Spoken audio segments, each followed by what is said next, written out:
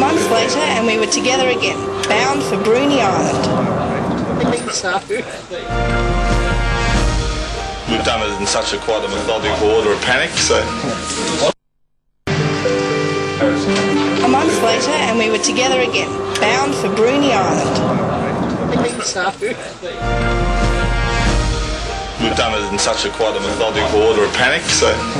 What will happen is, Mark and I will go down the end of the runway, down here, we'll sit... Research Bay, is that Research Bay now? Where's Research Bay? Just to there, and then the whole thing's research. Oh, just around here, is it? So we're going to go to there, yeah, and then it's there where we fly about. Fly about around here somewhere. Yeah. Okay. No, George's like... Don felt it had been a long time since we last had our time trials and decided to fit it in to the Bruny Island Flyin with the added incentive of some prizes from La Provençale French Restaurant, Jean Pascal Patisserie, the Aero Club and Dr. Bob Brown's office in the way of Research Bay posters and autographed books. Where's my computer? No computers or GPS permitted. It was back to the basics, just like the student pilots. Flight plans were done and it was time for the briefing. You get quite a nasty little bit of roll off the hills around there, so just be aware of that. Be on the ball. 9 TWE, and the Sky Fox and I believe the Gazelle are going to go straight away now.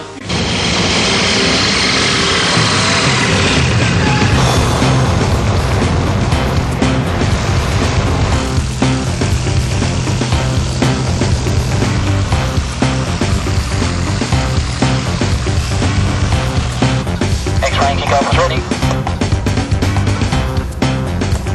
Kickoff tempo.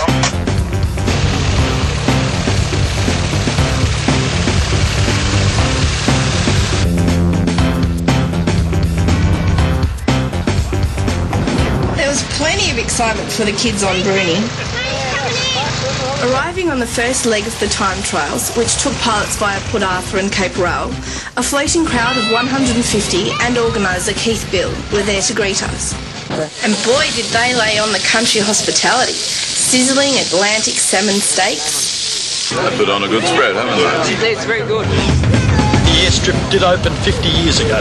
It was at the incentive of the then Bruny Island Council, and the reason for it was to provide the air service to the medical practitioners at that time to come in. All right. How was that? Hey, it was great. It was fantastic. Thank you. Pilot, of course. Oh, what's the plane go like? Yes. Flying in with Peter Waite was our special lunchtime guest, French historian Annick Thomas. The locals, I'd like to think, have put themselves out a little today, as well as enjoying the normal sausage sizzle. Certainly there's been a little bit of the local commodity being consumed, which is Atlantic salmon. So I just hope members of the Aero Club have enjoyed that this afternoon. Now, where'd the Atlantic salmon come from? Oh, Duntracasto Channel, nowhere else. They have not been imported from Canada. Annick presented the European history of the area. Her presentation included a lunchtime questionnaire, with the winner receiving a dinner for two at La Provençale French Restaurant in South Hobart. It also gave an insight into the next leg of the time trials to Research Bay. Annick in the Cessna 182 CKZ would get to see for the first time from the air the Channel area. Doreen Bain was here at the strip on opening day. There's still a fair bit here. Like we live just up the road there. We see planes coming in and out all the time. Mm-hmm. Not every day. Alan, how many people were here the opening day? How many people were here the opening day? Too long ago. But there was a fair few for Bruny. Doreen's husband, Alan, helped build the airstrip. There was a voluntary labour we cleared it there, and a bit of pneumatics and axles, one tractor and a drag chain. That was it. No bulldozers, no graders, no nothing. And Don presented Keith with our wings. Well, there's a set of wings from the Aero Club. I'd love to accept this, and I can now say that I'll pass this over to our historian, Bev, and hopefully it'll have a pride of place in our history room in Bruny Island, and occasionally it'll come down to the strip. Don, thank you. Thank you. Then it was time to move on to leg 2 of the time trials. The day had been very successful, raising almost $770 for the Bruny community. Oops, the ground is a little soft up here near the road. a gentle lift, and Stan and Bonnie are on their way.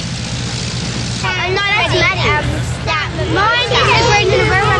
There goes one. Mine's going. There goes yours, Aaron. No, that one's mine. That's ours too. That one's mine. That green one. The Bruny Island kids were very excited. They all had a favourite plane.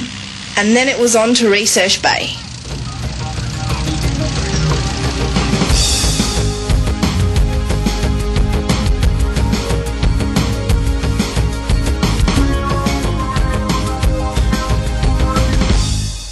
Questionnaires marked and time to give out the prizes.